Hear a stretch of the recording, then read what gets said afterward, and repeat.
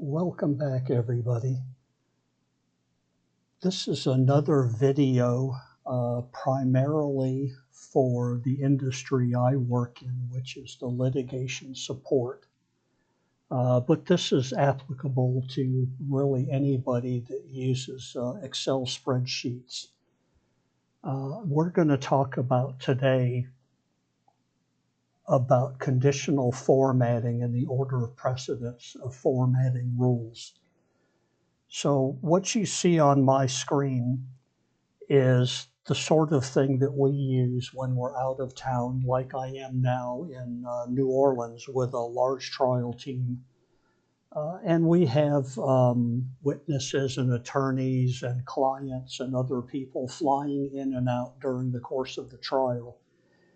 And we just have a spreadsheet with a table that we put all of these in, and we assign them to a driver. And so what my goal is for this sheet is when you get 20, 30, 40 of them in here, a lot of people coming and going, I'd like it to be easier to keep track of them. The first thing I'd like to have on this sheet is if the date is today, like these two down here, I would like the date to be highlighted in yellow. And then the next thing I'd like to have is if it's an arrival or a departure, I would like to have that entire row from column A to column P to be highlighted in one color. And if it's a departure, I'd like it to be highlighted in a different color. And then to keep track of the ones that we've finished that are in the past or possibly even today, like this one, I want to be able to put an X or a yes or a star, it doesn't matter.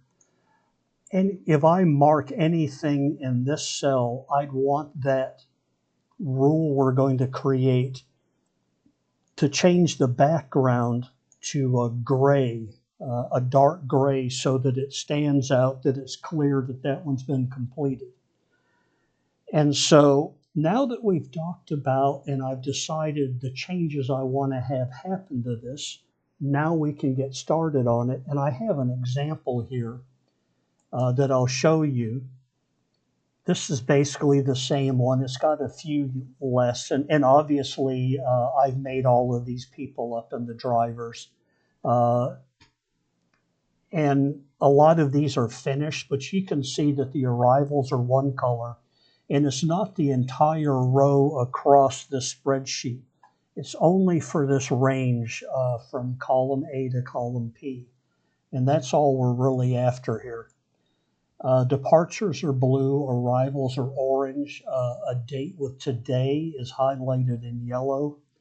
And if I put an X or a Y, it doesn't matter what I put in these. It grays that range out for just that row, including if it's one for today with today's date. It will also overwrite that rule, and the rule for the gray will win over all other rules. So let's get started on creating this. The easiest one to create is the yellow highlighted date because that's a built-in function under conditional formatting. So to set that up, what I'm going to do is click on the letter B here. I want to select that entire column. And under conditional formatting, I'm going to select highlight cells rules, and it's going to be a date occurring. And this is going to be on the drop down, I'm going to pick today. And the default is a light red fill, dark red font. I don't want that. I don't want to change the font. So I'm going to click the down arrow and go to a custom font. And on the fill tab here, I just want a yellow fill, a yellow highlight on it. And I'm going to click OK. So, all right, so there is our first step. We're on the way. Let's get the next one on here. We're going to do the arrivals now. And what I'm going to do is I'm going to select this cell A2 and I'm going to drag across to P2 because that's all that I want to have be highlighted with this rule. And I'm going to click Conditional Formatting, and I'm going to create a new rule this time. And we'll have to build a formula. So I'm going to select Use a Formula to determine which cells to format. And in this box, like all formulas, it needs to start with an equal sign. This cell's value or background or whatever we want to do to it is going to be equal to what we put in this box for this formula. So I want where this formula is true. So this formula that I want to be true is going to be if this cell has the word arrival in it. So because this is going to apply to all of the rows here, but it will always be only looking at column A, I'm going to put a $sign to set the reference. We'll only look at column A. And then I'm going to put 2 because that 2 will change as this moves down this table that we're going to have here. So if that is equal to, we'll put an equal sign, the word arrival, and since that's text, it needs to be in quotes also. So I'm going to put the quotes and put the word arrival. I'm going to close the quotes. And for the format, I'm going to click the Format button, and on this Fill tab, we're just going to stay with the same. We're going to go with orange. You could pick any color that you want, really. You could change the font. You could change the background. You could change a fill effect. The border. You could do anything you want with this, but we're going to keep it simple for this demo. And I'm going to click OK and OK. So now you can see that that row is exactly what we were wanting, but the problem is it's only for that row. So we want it to apply to this entire range, however many there are. So we need to go back into conditional formatting to do this and go down to Manage Rules. And to see these rules, because I haven't selected anything, we need to change it to this worksheet. So here's our 2 rules. And as you can see, this is applying itself to column A, row 2, cell A2, out to P2. So we're going to change this to maybe, let's just add a 50. So this will run down to row 250. Hopefully we won't have that many airport trips on this project. So I'm going to click Apply. And you see that it's worked, but you see we've created a problem. We've lost our yellow highlight here on today's arrivals. The reason for that is the order that these rules appear in the Rules Manager sets what they call an order of precedence.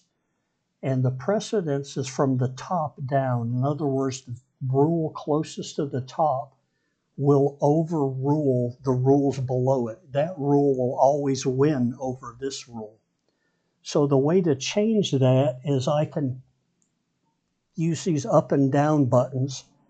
I can click on this one, it'll let me move it up. I can click on the other one. You get the idea. So now if I click Apply, this rule has precedence over this rule. And because it's only on that one cell, we're going to get the result that we were after. So we're halfway there. So now what we're after is the departure part. And I'm not going to drag across the first one where it says departure. What if my first trip of this was a departure? So I'm going to go up here, and there's 2 ways I could do this. I could go back to my Manage Rules. I could just create a new rule, just like we did for the arrivals. But what I'm actually going to do is for this one, for the arrival, I'm going to duplicate this rule. And we already know what will happen if I don't move it down and give the yellow highlight rule precedence over it. So now we have two duplicate rules, and we're just going to pick one of them. It doesn't matter. And we're going to edit it. And what we're going to change here is this needs to say departure. And we're going to change our format for our cell fill. Let's just go with a blue, and we'll click OK. And you see it, we've already got it down to row 250, so we should be fine here. And I'm going to apply that. And now we've got 3 of our 4 conditional formatting rules that we've got done here. So the last rule that we have is if there is anything in here where it says done, we want to overwrite all other 3 rules and turn just that range gray. So what we're going to do is we're going to select that range, and we're going to go back and we're going to create a new rule. And again, we're going to use a formula. And as with a formula like we discussed before, this needs to start with an equal sign. And now we're looking at column N. And so I'm going to put the dollar because we're only going to look at that column, and the letter N, and then row 2. So we're going to look at N2 for this rule, but we're not going to put the dollar sign in front of the 2, or else the formula would never look at any cell except that specific cell. So now what we want is where this cell is not equal to, which looks like this, and then it's not equal to a null value. In other words, if it's a null value, the cell is empty, this rule is not true, and it won't trigger the highlight. So we're just going to put 2 quotes with nothing in between them, not a space, nothing. And that's all there is to it. We're going to set the gray, maybe a little bit darker, and we'll click OK.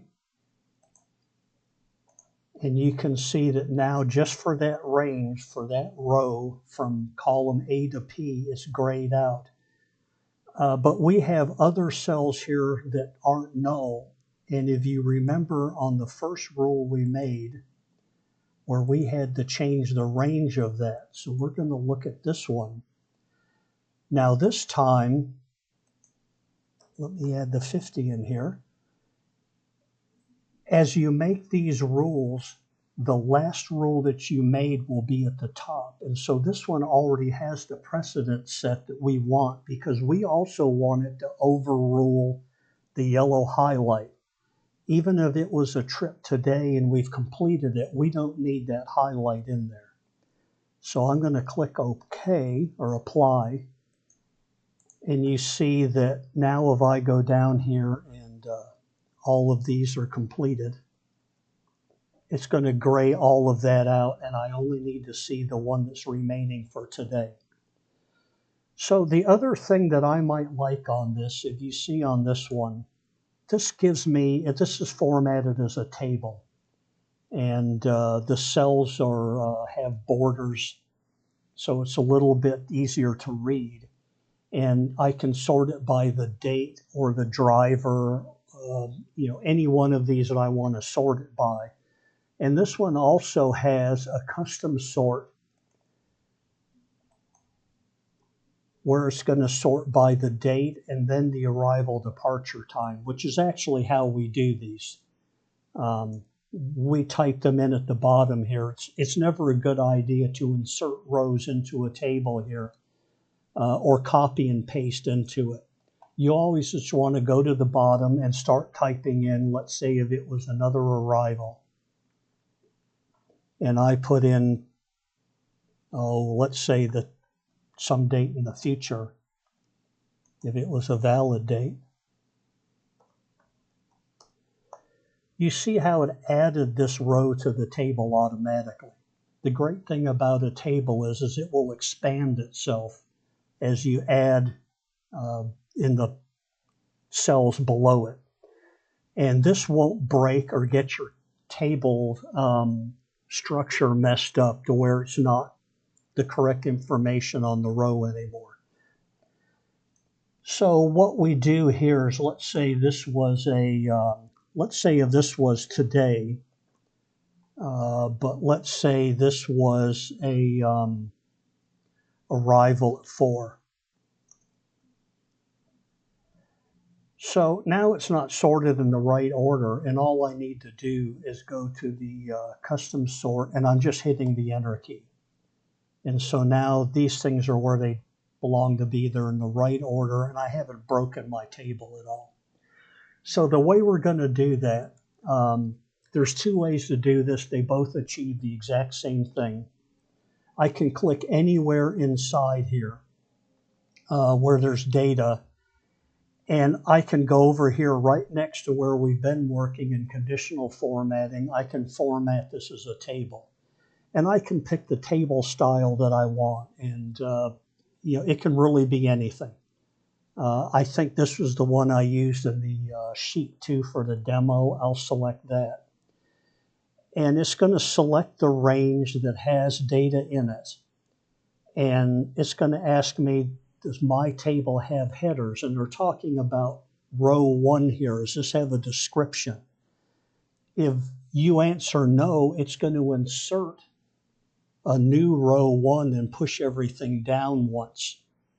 And it will just name them a default name for each row. But my table does have headers, and I'm going to click OK. And now I've got a table with the sort. And if I want to create that custom sort, I'm going to go to a custom sort. Oops, I have to click inside the table. And for a custom sort, I want this to sort by the date, and then I'm going to add a level, and then I want it to sort by the arrival departure time. And so that's how I get that custom sort. I'm going to back out of this and show you the other way to create a table. We'll do that on this one. I'm going to hold down the Control key and press the letter T.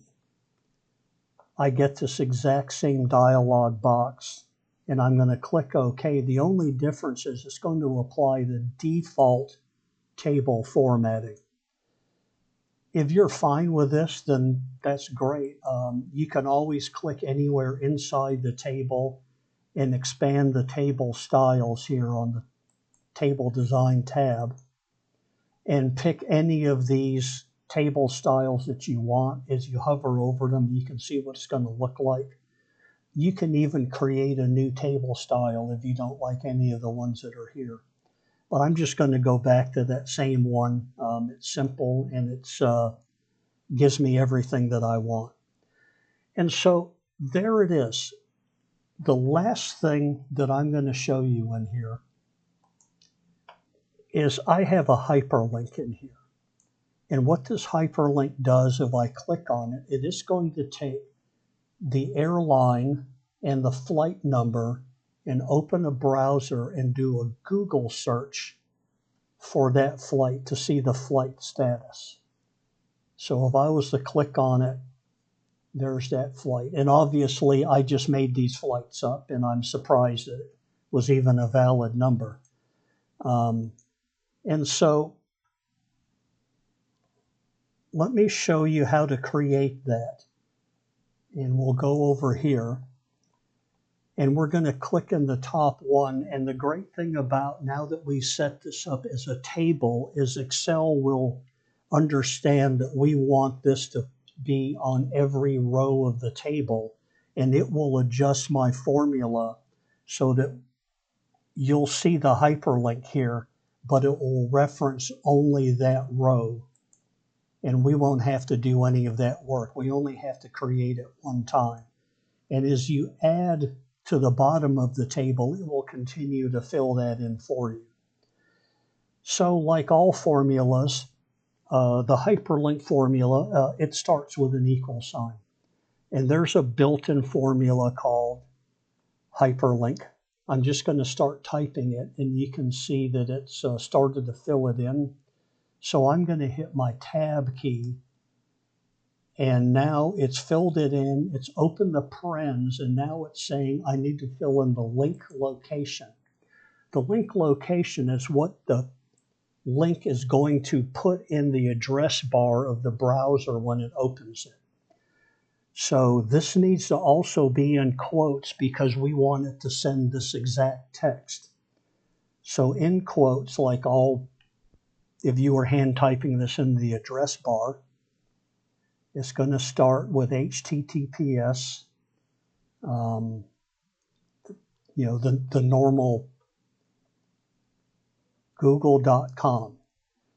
Then we want a search,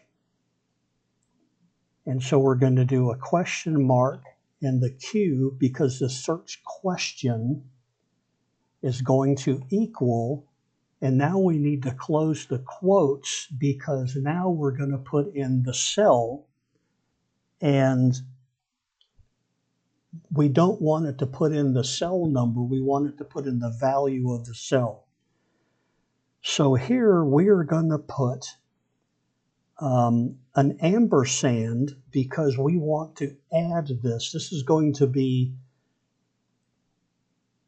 this inside the quotes. It's going to type it in the search bar of the browser. And then it's going to type in, and to make it readable, I'm going to put a space, but you can do this without the spaces. I'm going to put that same, we're only going to look at column F and cell 2. And then, I'm going to put in quotes a plus sign because I want it to type plus. I want it to send the airline plus the flight number. So now we're going to do and $. We're only going to look for the flight number in G2. Now, if you look here, I need a comma. And now what it wants is a friendly name. And the friendly name is what's going to show up over here that you actually click on. If you leave this blank, you'll actually just see the entire formula over here. So I want this to say, let's just have it say status. And then I'm going to close the parens and I'm going to hit enter. So you can see it's filled them all in. And if I was to select one of them, you can see that's on row 11. And like I told you, it knows what you meant with this, and it's already filled in that that's 11 for you. So let's test one of these. And there's our browser, and it's put in American plus the flight number 1171. So there you go. That is how you can execute a search based on 1 or 2 or 3 or any multiple cells in a spreadsheet and execute a Google search on those cells.